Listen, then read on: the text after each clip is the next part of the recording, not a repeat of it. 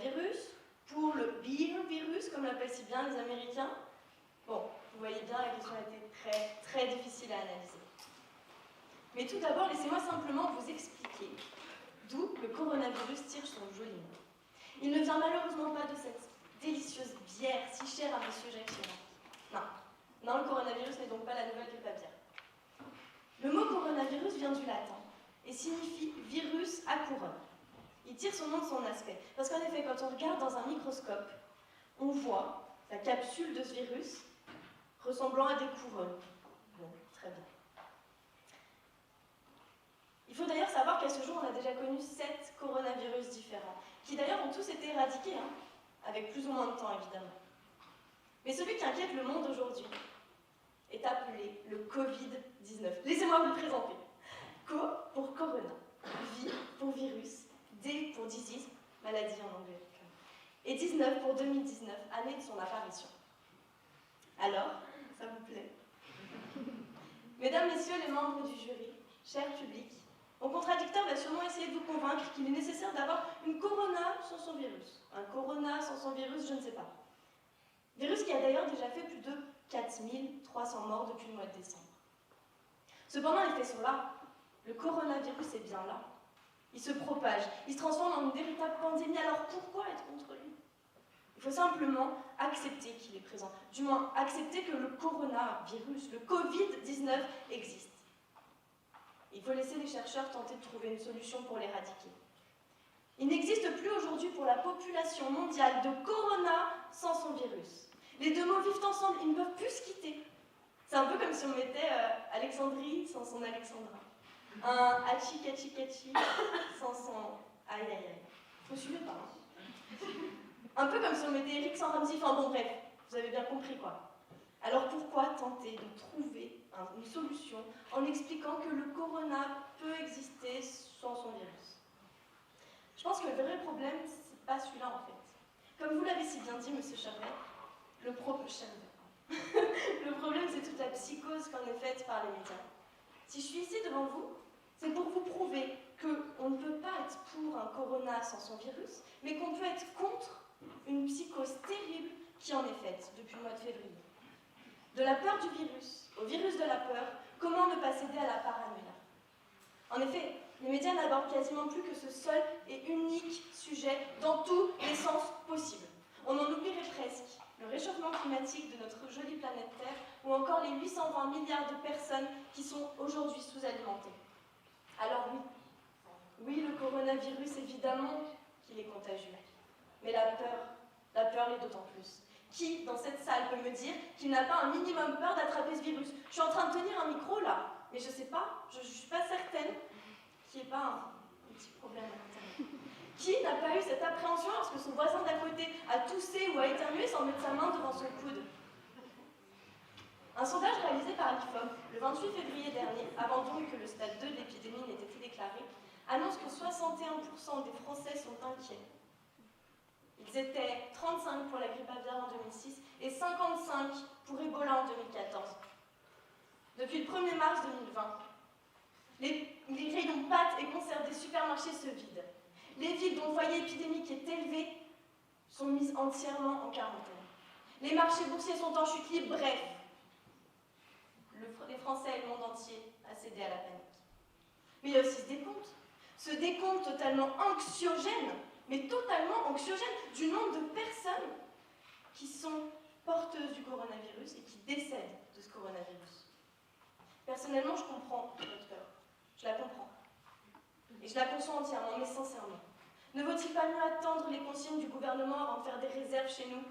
Ne vaut-il pas mieux se renseigner de son côté pour comprendre ce virus, qui est d'ailleurs à 80% des cas bénins?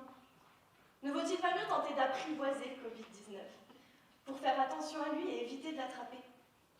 Alors moi, face à tout ça, j'ai une proposition à vous faire.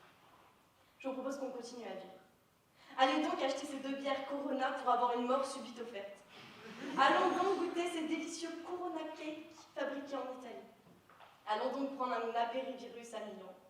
Et n'annulons pas nos vacances. Car comme le disait si bien Anne Baratin, il faut avoir plus peur de sa vie que de sa mort. Mais attention, hein. Attention, je ne vous dis pas de ne pas prendre de précautions, non, évidemment. Évidemment qu'il faut suivre les instructions données par le ministère de la Santé. Le gouvernement a d'ailleurs eu raison d'annuler toutes les manifestations de plus de 1000 personnes pour éviter les contaminations. De demander aux personnes ayant des symptômes de rester chez elles ou les personnes rentrant de pays dont le coronavirus, enfin, qui touchent le coronavirus, de rester chez elles. Évidemment, je vous conseille de bien lire les petites affichettes qui sont collées un peu partout. D'ailleurs, on n'en a pas dans la salle, là. Et c'est pas pour me vanter, hein. Mais personnellement, je me lavais déjà les mains avant que ce soit annulé. Bonsoir à tous, je vous en prie, installez-vous. Que prendrez-vous? Corona avec virus, Corona sans virus, Corona avec citron, sans citron? Gageons que vous allez prendre un Corona sans virus. Je suis assez d'accord avec vous. Corona ou virus, c'est comme pour reconduire, il faut choisir. Personnellement, j'ai déjà fait mon choix. Qui était là lorsque j'étais face à la fin de ma vie, ou peut-être à mon coup d'un soir, lorsque j'avais le charisme d'une huître? Eh bien, la Corona. Le coronavirus est partout. Il est même peut-être à l'UCLI. Il est dans les villes, dans les campagnes, dans les réseaux sociaux. Malheureusement, ce n'est pas la bière qui est partout.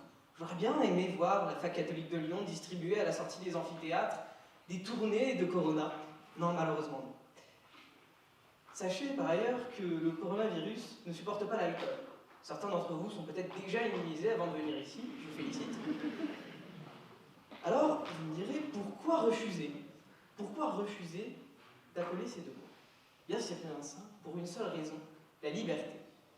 En effet, si l'on devait toujours garder ces associations, si je vous parlais d'Allemands, je vous parlerais alors de nazis. Si je vous parlais d'hommes blancs, je vous parlerais de racistes, de sexistes peut-être, d'homophobes même. Et si je vous parlais de français, je vous parlais de français nuls au rugby et au tennis, mais cela me paraît tellement triste. Alors, en notant ces mots du langage, car oui, ces mots nous font peur, on acquiert beaucoup moins de liberté d'expression. C'est ce qu'on appelle, mesdames et messieurs, la dictature de la bien-pensance et du politiquement correct. Si l'on utilise ces mots que je vous décris, que l'on a rangés dans des cases, l'on paraît conspué, déconsidéré. On arrive vite dans ce qu'on appelle la polémique, et ce dont je vous parle, le politiquement incorrect. Et le corona en fait partie, avec d'autres mots que vous connaissez, des mots comme mademoiselle, comme noir, comme juif, des mots compliqués à utiliser. Enfin, ce coronavirus, ces deux mots accolés, amènent une nouvelle dictature. Mais tout d'abord, me direz-vous, qu'est-ce qu'une dictature? Une dictature, c'est quand tout d'abord les gens sont communistes, qu'ils ont froid, portent des chapeaux gris et des bottes à fermeture éclair, comme disait OSS 117. Et plus que ça, une dictature, à mon avis, c'est lorsque quelqu'un, ou quelque chose en l'occurrence, nous enlève, nous supprime tout ou partie de nos libertés et droits fondamentaux. Cette peur que nous avons du coronavirus, elle nous enlève notre liberté de circulation, elle nous enlève notre liberté d'association, d'expression parfois, car c'est un sujet compliqué, elle nous empêche de travailler, d'étudier même, et elle nous empêche de pourvoir à nos besoins. Elle nous empêche même d'exercer nos droits de citoyens. Vous rendez-vous compte? Pouvons-nous, en étant honnêtes, aller manifester sans se poser des questions? Pourrions-nous aller voter? Est-ce qu'on va pouvoir élire nos maires, l'esprit tranquille? Allons-nous marcher sur ces droits et ces libertés durement acquis au long des siècles? Droits qui sont consacrés à la DUDH, la Déclaration universelle des droits de l'homme, en 1948, dans notre Constitution de 1958. Je pense qu'il s'agit de différencier les gestes simples dont vous avez parlé, madame. Des gestes simples du passage de citoyen à victime. Il s'est passé la même chose avec le terrorisme. Nous avions peur, nous ne sortions plus. C'était donc un prétexte pour accepter l'inacceptable, car c'est ce que vous proposez, madame, honteusement. Le gouvernement aurait dû en parler, nous aurions dû l'écouter. Également, les médias ont eu un rôle dans cette crise, dans cette peur. Les médias, à force de confondre information et business, au lieu d'inclure tous les citoyens dans la démocratie, prônent la désinformation et des émissions un peu douteuses comme TPMP.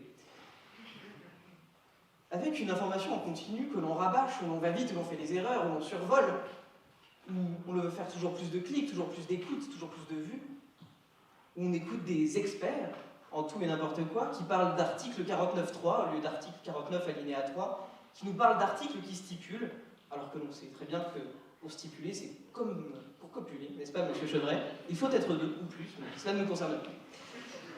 Également, j'entends parler de Corona. Corona tout court. Moi, la Corona, c'est de la bière. J'entends parler de coronavirus. Pour moi, le coronavirus est une famille de virus. Pourquoi est-ce que je n'entends pas suffisamment parler du Covid-19, comme vous en parlez? En tant que juriste, nous ne savons que trop bien à quel point le langage est important, à quel point il est impératif d'avoir un langage précis. Et c'était le rôle justement du gouvernement que de nous prévenir, que de nous dire à quel point c'était dangereux, ou pas trop dangereux. Que savions-nous? Pas grand-chose. Cet espace qui a laissé le gouvernement ce flou est la source de la peur. Peur, libre aux complotistes et aux populistes d'utiliser cette peur pour pourvoir à leurs intérêts. Mais alors, pourquoi avoir peur? Avez-vous eu peur de la grippe cette année? Grippe qui tue tout de même 60 000 personnes par an, en Europe, 150 000 aux États-Unis. Avez-vous eu peur du sida, des autres maladies? Avez-vous peur du dérèglement climatique, de la 6e extinction de masse que nous avons provoquée par notre irresponsabilité? Avez-vous peur du virus de la violence, de l'intolérance, du racisme, du sexisme et de l'homophobie? Alors me direz-vous, ce n'est peut-être pas si grave d'avoir peur, on ne devrait même pas avoir peur, car, au fond, une bonne guerre, un bon virus, c'est l'économie qui va repartir, c'est Emmanuel Macron qui va être content, les chiffres du chômage vont diminuer, enfin, réjouissez-vous un peu. Alors, en conclusion, mesdames, messieurs, je souhaiterais séparer les deux notions. Il y a eu le coronavirus, il y aura des virus, et la bière Corona continuera de couler à flot, pour mon grand bonheur. N'en déplaise à ma contradictrice. Alors cessons d'avoir peur, mesdames, messieurs. Restons citoyens, restons des sujets de démocratie et de droit. Je vous remercie. Selon moi, l'apologie de la Corona. Tout à l'heure, on a parlé de whisky, on a parlé d'alcoolisme, on a parlé de toutes ces choses dangereuses liées à l'alcoolisme. Vous êtes donc pour la Corona? Je pense que on ne peut plus séparer ces deux mots. Je l'ai déjà dit, mais on ne peut plus séparer ces deux mots. Corona avec virus. Les deux vont ensemble. La Corona aujourd'hui, la bière Corona aujourd'hui, la vente de bière Corona aujourd'hui descend en fait. Descend jusqu'à plus aucune autre. Aujourd'hui, lorsqu'on va acheter une Corona, lorsqu'on voit une Corona dans un bar, on se dit « Ah non, vaut mieux pas. » On ne sait jamais. C'est vrai, on ne sait jamais. La Corona est d'ailleurs la bière la préférée des Chinois. C'est vous, hein? Alors, je ne dis pas non plus que je suis pour le coronavirus. On ne peut pas être pour un virus. Non, pas du tout. Mais moi, je suis pour continuer à vivre. Je suis pour arrêter de regarder les informations et arrêter de compter.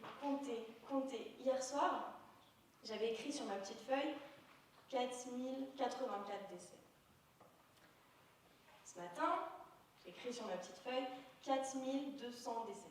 Et cet après-midi, 4284. Je pense que là, aujourd'hui, on en a encore plus. Mais continuez à vivre. Continuez. Allez boire un coup, peut-être pas une Corona quand même, mais allez boire un coup. Partez en vacances, peut-être pas à Wuhan non plus. Et arrêtez de regarder la télévision. Arrêtez. Bon, premièrement, vous avez bien fait de poser votre micro, visiblement il vous faisait peur.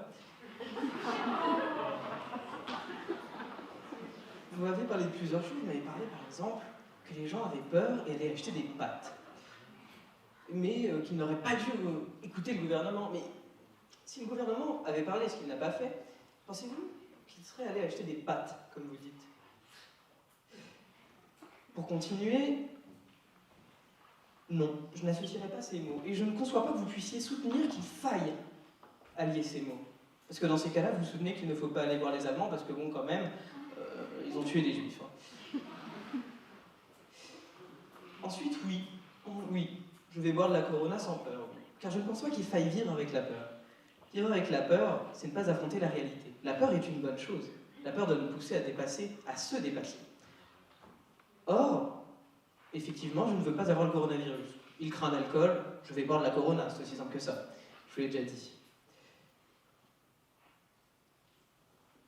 Ensuite, oui, il faut séparer. Oui, on doit prouver au monde qu'on peut séparer ces notions.